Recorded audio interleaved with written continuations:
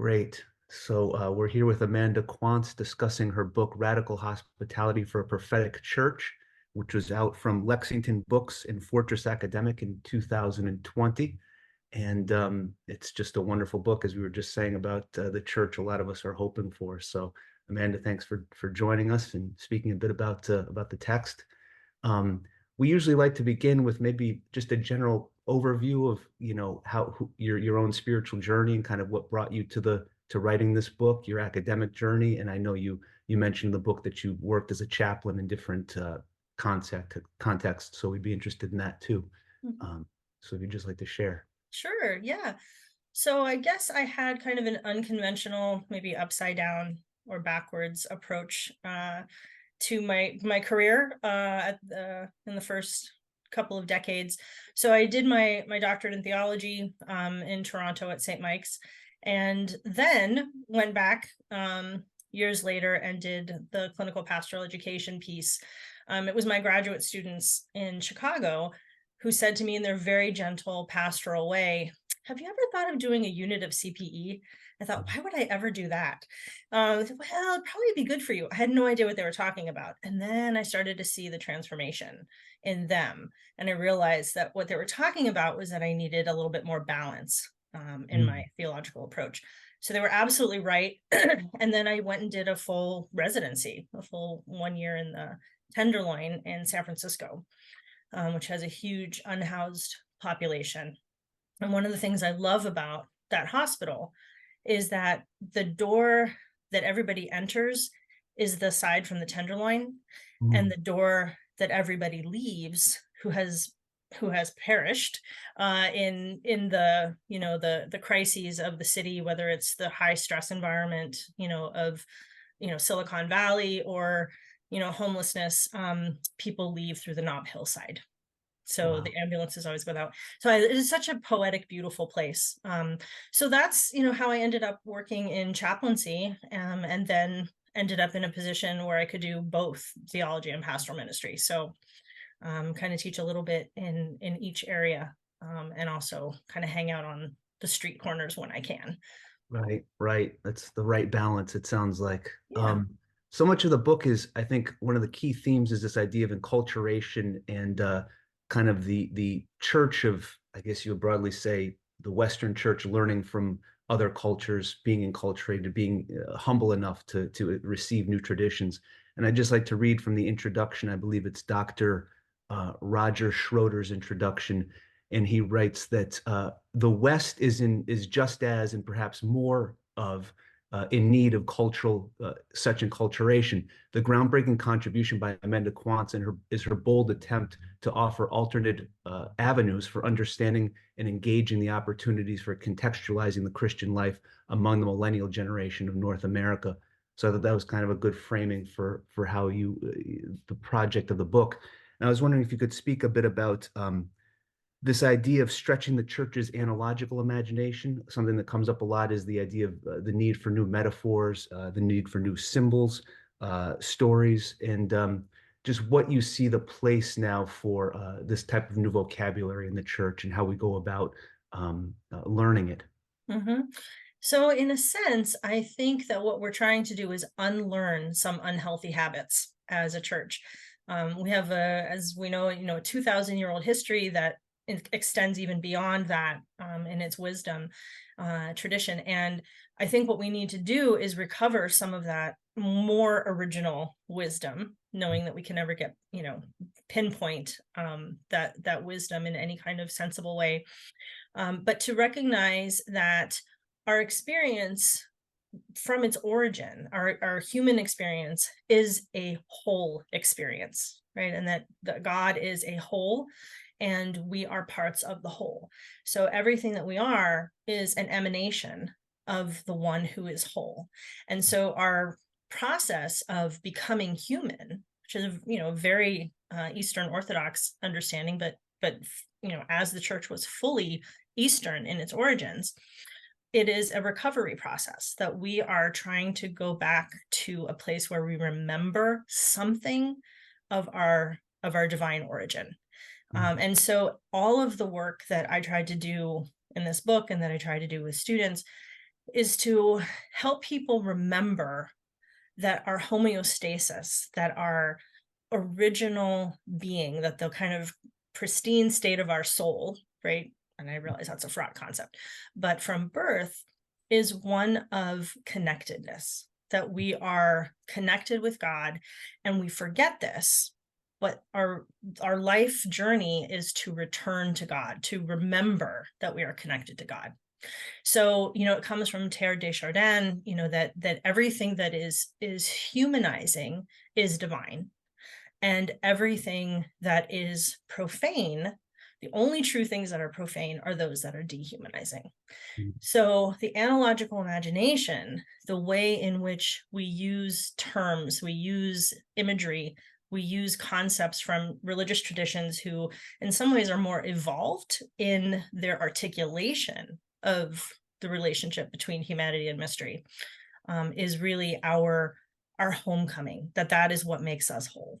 And Right. so I think for the church, it's kind of like what I laid out in the book, that for the church to come home to itself is a process of uh it's kenotic. It's a self outpouring. It's a kind of a self relinquishing, a right sizing of our egos and our understanding of where we are in the world with regard to others. And within the church, certainly, sort of decoupling power from clericalism, and that's one of the processes. As you are so attuned to the importance of ecumenism, as the synod was so focused on and will continue to be focused on as we go forward, the collaboration between people as a natural state of our being, as part of our process of moving through the world and through the church.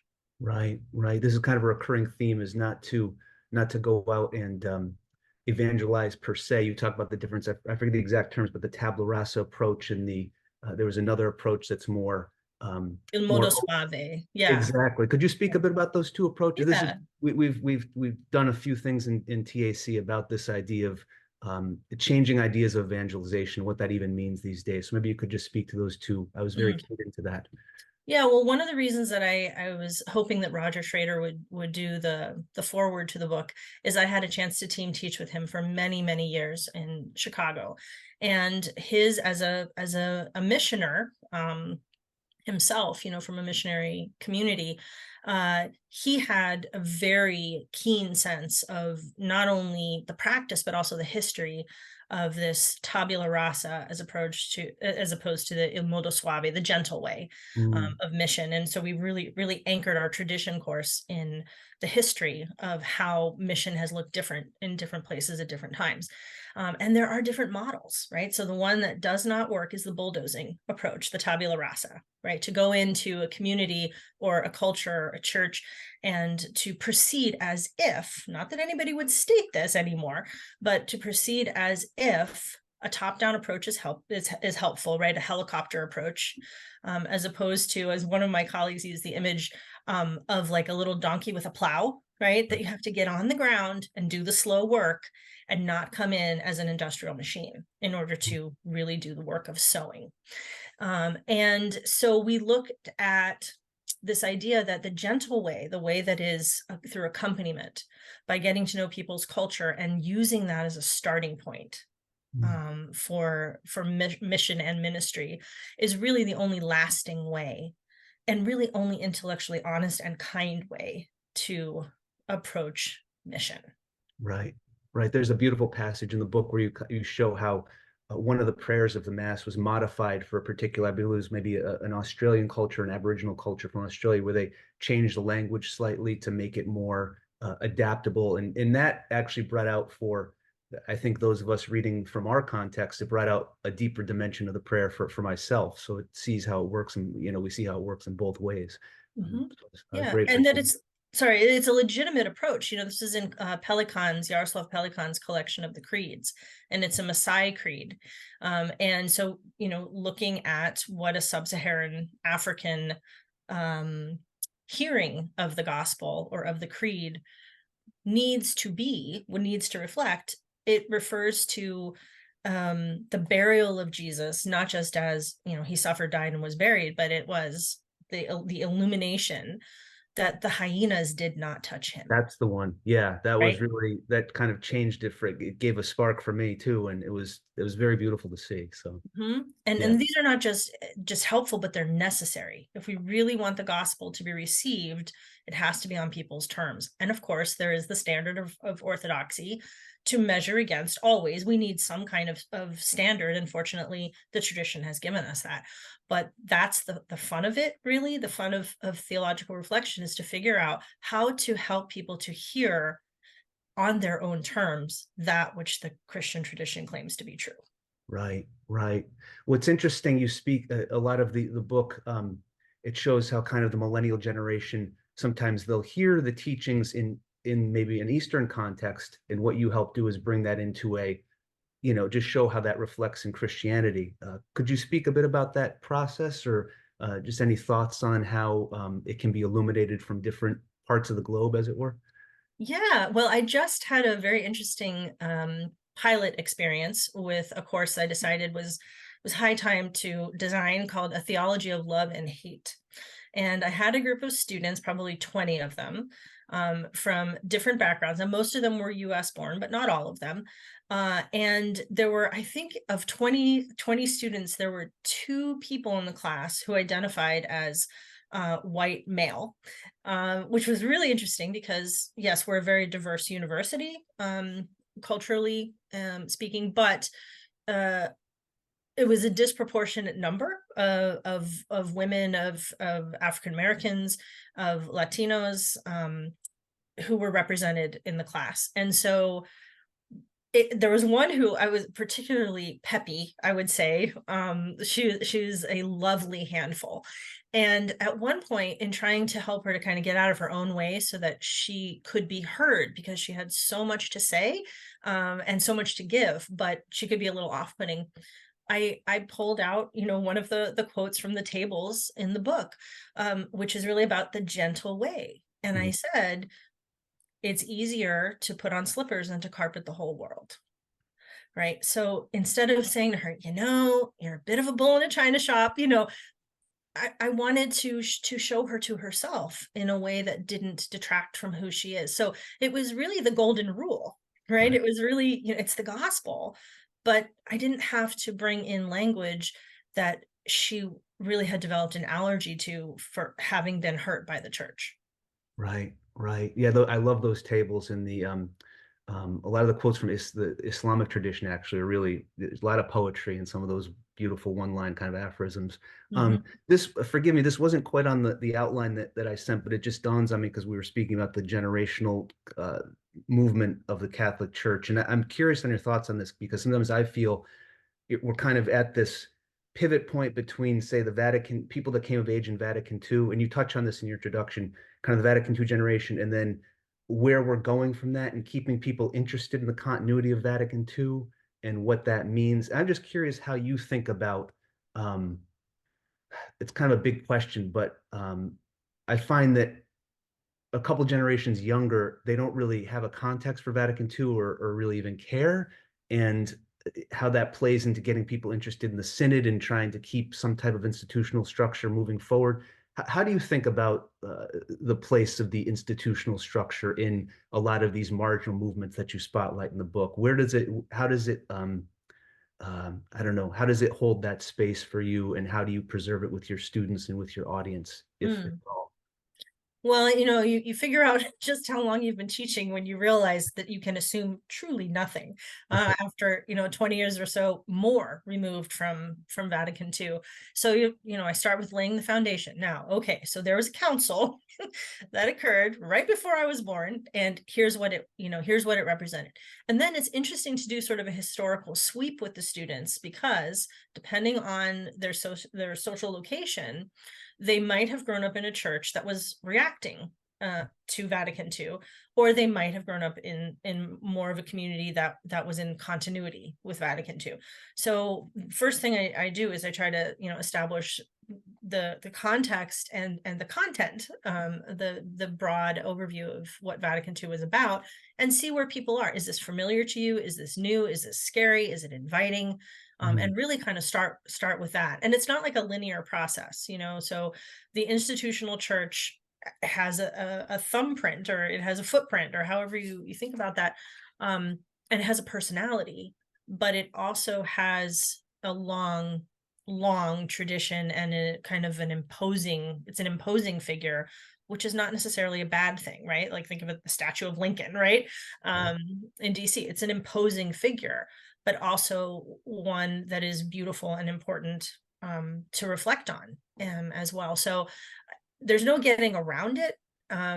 But there also is, I think, no need to over emphasize the centrality of the central church at the expense of what's happening in the pews, as opposed to what's happening in people's personal spiritual journeys.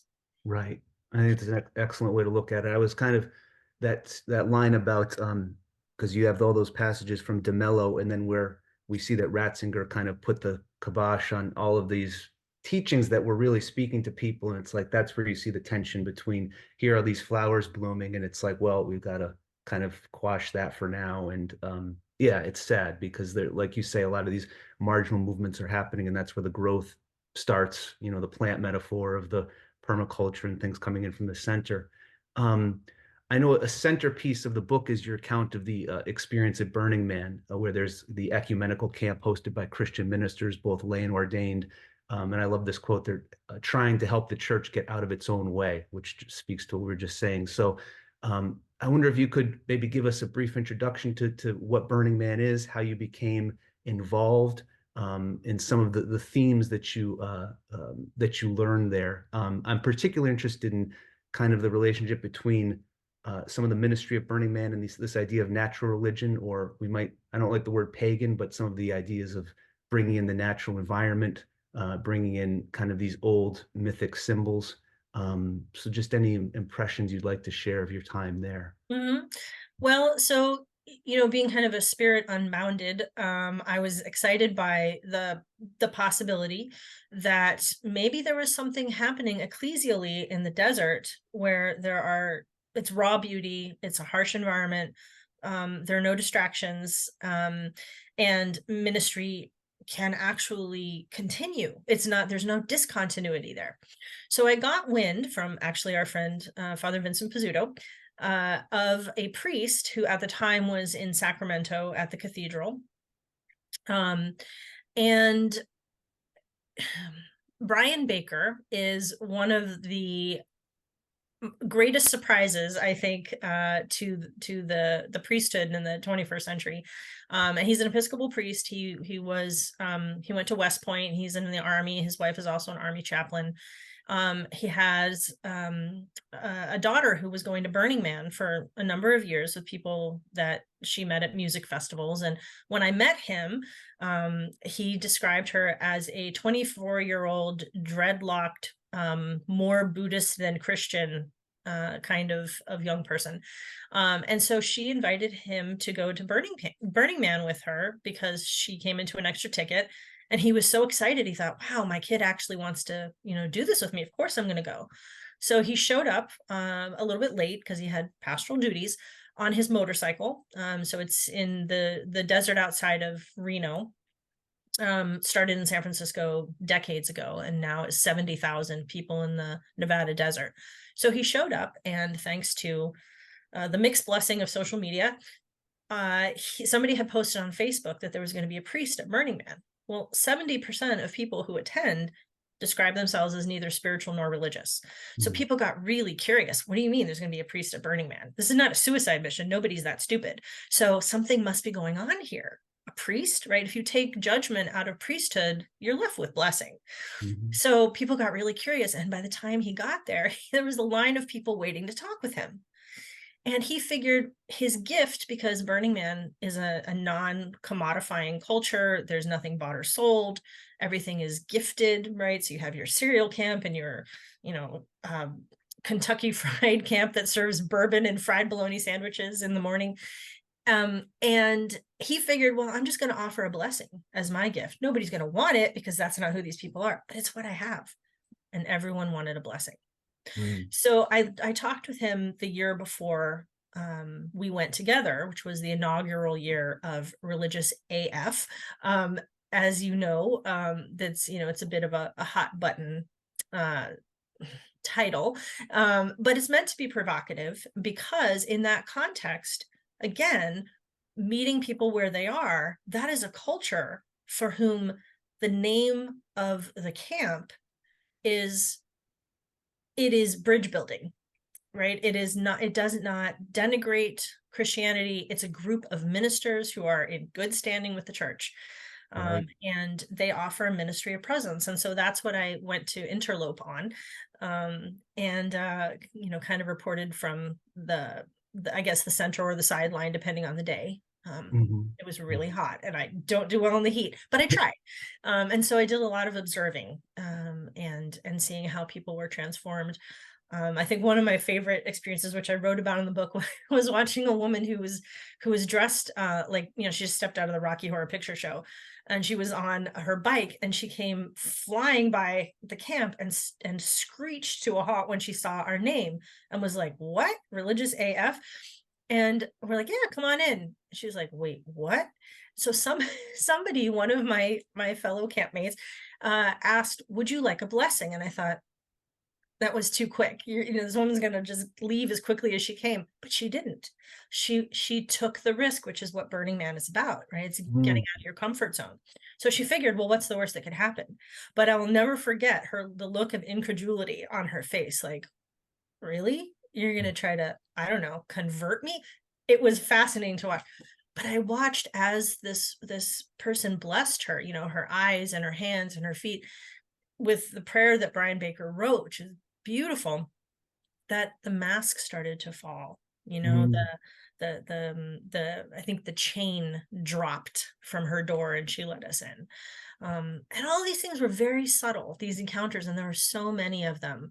But that's really what the camp is about. It's a ministry of presence. They offer an Ash Wednesday service on Wednesday of Burning Man week, and they use the ashes from the burned effigy, the wooden man, from the year before, which is what the church does, right, with the palms. And so again, it's contextual. It's contextual ministry. They do a service of several services at the temple, which is the other massive structure, gorgeous wooden structure that gets burned on Sunday night. And so we had like a service of remembrance, lots of experiences of Eucharist, morning prayer. One of the seating options, for example, in our little morning prayer chapel, was a hammock. You could go to morning prayer in your hammock chair, Right. or there was a big blow up couch, on the dirt as well. So that's what it is. That's what the camp really is. Yeah, there's a great scene too after I think it's in the vicinity of the camp where Reverend Baker kind of leads a group.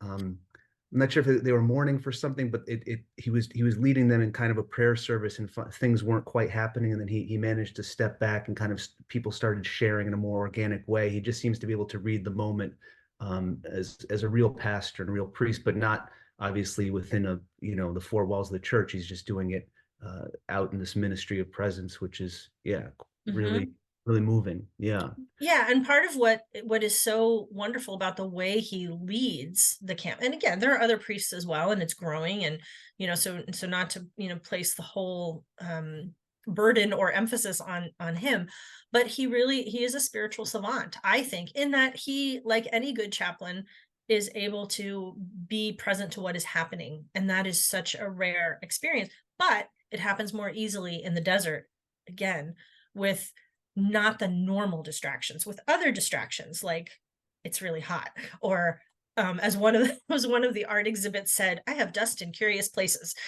These are other other forms of distraction, but it's not the normal distractions. So it Right. really is, it's an inviting place for experimental um pastoral approaches. Yes, I like the overtones of the desert too within the Christian tradition, and bringing it out there is really, that's powerful stuff too. Mm. Um, Maybe you in the book kind of touch on both, I would say, the active and the contemplative sides of this idea of radical hospitality. Could you speak a bit about your experience at the Gubbio project in San Francisco, and just some of the stories there were quite moving, and how that informed your understanding of radical hospitality? Hmm. Yeah, so the Gubbio project, now it's changed in the last few years. It was a sponsored work of the Franciscan community in San Francisco. That has shifted a little bit, but there's still one site, which is at the Episcopal Church of St. John in the Mission District. And when I was there, we were both, I kind of oscillated between St. John and St. Boniface, which was the Franciscan site. Similar in many ways. St. John was smaller. Boniface, had, I don't know, 100 and something, 150 people sleeping in the pews while mass was going on at the front of the church and throughout the day. St. John's was a much more intimate experience where you might have, 30, 40 people sleeping on cots. And so our role really as chaplains, or, and I would say also the hospitality monitors, so it's kind of a sterile title, was to hold the space, to make sure that it was, first of all, quiet enough for people to sleep, but also, I would sit kind of near the altar, so that people at least knew that I was available. People would, wake up, wander around, or they'd be, as with one woman who was having a hard time sleeping because her dog was restless.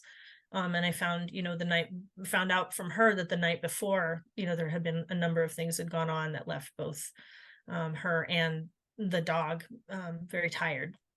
Mhm. So, it's an active place because when you're involved with ministry, you're scanning the horizon, figuring out like, okay, well, what's going on here with this person, or how can I be present in a way that is truly disarming, but it's an active thing, but it's also grounding and contemplative in the sense that you have to be aware all the time of how you occupy the space and what you bring to the conversations.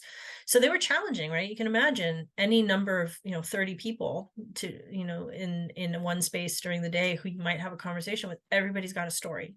So it's a matter of assuming nothing, right? That was the best advice that I got during my year of CPE. My supervisor is kind of a Presbyterian guru. And he said that when it comes to matters of ministry, anything having to do with approaching people, you know nothing. Right, You have to start as if there is you can assume nothing because you're probably going to be wrong, if not entirely, in part. right, So right, that, it's kind of a dance, right? You somebody moves one way, you move with them. To take a step back, you take a step back, uh, simply because you want to be helpful if at all possible. And there are plenty of flops as well. That's part of what ministry is, like being frustrated and realizing this person is so mired in some form of mental illness. There is nothing I can do here except not leave. right, right. It speaks to this idea of humility, the humility of hospitality that you return to, and being humble enough to kind of reduce oneself to make space for the other and meet the other where they are. Uh, Hmm. um, which kind of on the contemplative piece, that's when you speak about the Mercy Center in California, and obviously Father Vincent's community, and these different kind of contemplative centers that are springing up. Could you speak a bit about the connection between uh, contemplation and hospitality? I see it as kind of how I just described, this idea about creating space within oneself to meet someone and kind of receive the other as a guest. Um, but I was struck by this, and I'll read the quote from the Mercy Center. A lot of the younger people that visit, they don't ask about Catholic doctrine, but have a longing for rituals. They ask about the sisters' spiritual practices. So I think right there kind of clues us into what the emerging church is looking for. So maybe if you could just speak a bit about that connection. So I think, Michael, what you're pointing to there is the importance of that similarity in difference, hyphens, in difference, the Advaita, the idea that there is a oneness across spiritual practices. And so young people want to understand, sister, what is the source of your peace, right? Your way of moving through the world. They recognize that these sisters have such wisdom and such calm, and such openness, that they want to understand it and in some ways emulate that. And that's the thing that the sisters lead with, right? At Mercy Center, and certainly elsewhere, those in consecrated life, that's kind of a common thread. And so I think that what those young people want first is the relationship. They want to be accompanied, and the contemplation is part of that dance. It's what we all have to cultivate in order to stay put, in order to quiet ourselves to be present with anybody. But also it's the mechanism, but it's also the, I think, result of doing it. It's sort of, you learn by practice. And the tricky part, for us and for younger people, is to find the quiet, to find the space, and to hold that space amidst all the distractions, the pinging and the buzzing and chirping, that we all are assaulted by, and that we are complicit in some ways all day long. Right, definitely. Yeah, it's kind of the source and the center, and also, yeah, the place from which it all that action springs. So we have to be protective of it, but also giving of it at the same time. I kind of wanted to just jump back to some of the theologians you return to within the book. One in particular is Raymond Panikar, who I have not read extensively, but he seems to be a real prophet for where the church is and where it's going. And I'm just wondering if you could illuminate his work for us a little bit, because I'd love to. I feel like you could spend a whole lifetime just on his body of work alone. So maybe if you could Mhm. give us some highlights. Mhm. Well, as our Father Vincent said to me once, Amanda, the difference between a prophet and a heretic, about 50 years. Right. So Panikar, of course, during his life, so he was a Spanish Indian. So his dad was from India, mom was from Spain, Catholic priest, who started actually with Opus Dei, um, in Spain, and ended up, getting kind of censored, by Escriva, who thought that he had, was veering too far from this, what he saw as the center. Mhm. And so he, kind of broke ties there, but continued, as a priest. And Panikar, again, this prophetic figure who was simply witnessing for the rest of us, for those for whom he wrote, 40 something books and 900 articles, or um, what it was to be himself. And so it is his own story that is revealing of something so important for the church, because we all have our own story, but how many of us are truly who we are? So he embraced, his identity, having gone, to India, and the way that he put it, something like, I left Spain as a Christian to discover in India that I am a Hindu. I returned as a Buddhist without ever having ceased being Christian. Wow, that's amazing.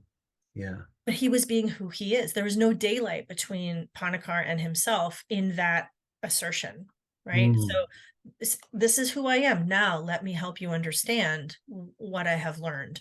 And the church loses nothing by a careful reading of Hinduism, of Buddhism, of various traditions that articulate from a different starting point what we consider to be that uncreated wisdom that then, unfolded in Jesus. We lose nothing by going down that path, but Right. we lose everything by closing that door.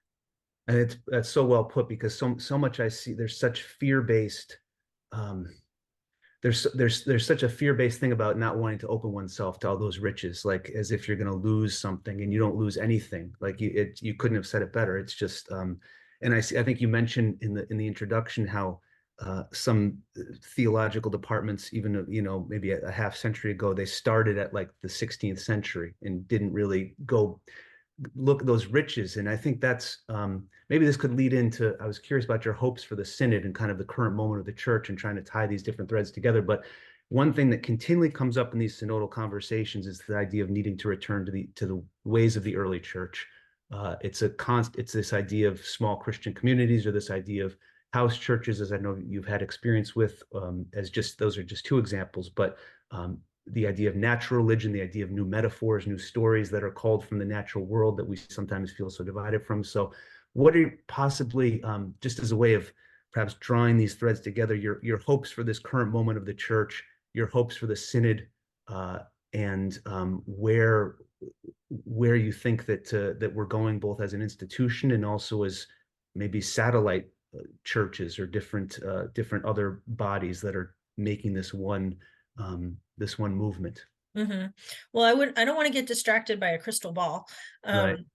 So I won't try to forecast, where I think we're headed institutionally, because fortunately, that's not my job. Right. I'm not a bishop. I don't have to guide the church forward through this quagmire. But I think that we're in a moment where we have a massive opportunity. Finally, there's like a portal that's opened, where we have an unusual opportunity, because the climate is right, that is kind of an inflection point of crisis for the church, to try something new. And there's nothing new under the sun. So what do? We go back to our origin. And it is one of collaboration. It is all dialogue, all local, and it is bottom up rather than top down. So I think you named those elements. Certainly the ecclesial communities that are rooted in house worship, right, in these tiny little places in between, where the mystery unfolds so beautifully. And I think that the church's opportunity here is to right size what we have overemphasized, I think, as the centrality of the clergy. Granted, yes, we need priests and deacons and bishops and so on, to kind of hold the center in some ways, and kind of be responsible for the container of orthodoxy. But lay people are not stupid, and people are not inherently heretical, right? It was, I believe, the Council of Ephesus, that was trying to decide whether to call, Mary, the mother of God or the mother of Christ, right? Theotokos. And the inclination of the bishops was, stay with Mother of Christ. And it was the laity that said, because of a longstanding tradition, hundreds of years at that point, no, she is the mother of God. You will call her Theotokos. So sometimes the laity sees things or moves things forward that the institutional church is not ready to do. So I think we're in that moment where we have an opportunity here to kind of not reverse the roles, but collaborate a bit more, across all demographics within the church. That's a nice note, just to think about, tying to the theme of your book of hospitality, to the sense of collaboration, the sense of being open to people's different charisms, and even the charism of leadership, as it were, if it can be modeled as kind of a servant leadership, and being open to, as you say, those those offices as kind of a holder of a certain center. It's all important. We all need to kind of learn from each other, which is, I think, a key theme of your text as well. Um, well, this has been very rich, Amanda. I mean, I'm sure we could kind of you know, could keep going on, but I think we've established some of the key themes, and I don't know if there's anything else that you'd like to bring out, or ideas of interspirituality, or anything that we didn't cover that maybe you'd like to address. Well, I think there's maybe just one piece from one of the tables in the book that I would like to highlight, Please. because I think it speaks to so much, and it's one of my favorite passages.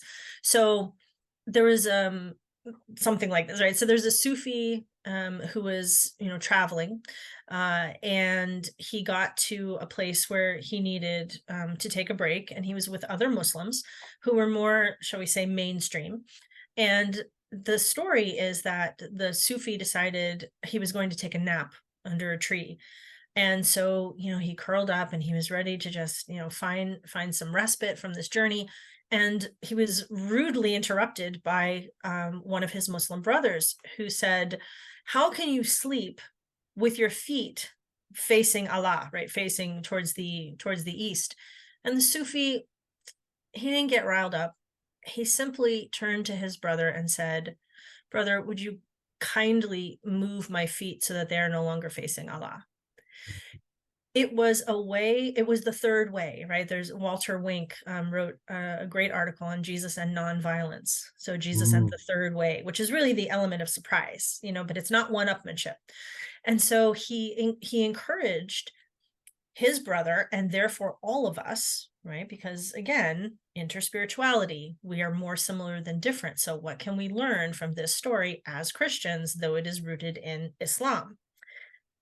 Nonviolence. It is a that as I learned again, CPE, two people can disagree without there being conflict. So, the Sufi did not want to be interrupted from his nap, but he realized, oh, if this is offensive to somebody, I'm going to allow myself to be roused from my sleep. I'm going to attend to this person's need, but I'm also going to attend to my own. mm, So there was no need to be right. He chose instead to be happy. right, right. Yeah, this idea we don't need to defend at a certain point. I think Merton has a quote about there's a certain point we don't need to defend ourselves or win any arguments. It's just learning how to love and just kind of letting go of some of those needs to be right, in quotes. Hmm. Yeah, that's Yeah. a beautiful parable. Um, well, thank you so much, Amanda, for taking the time to illuminate this book.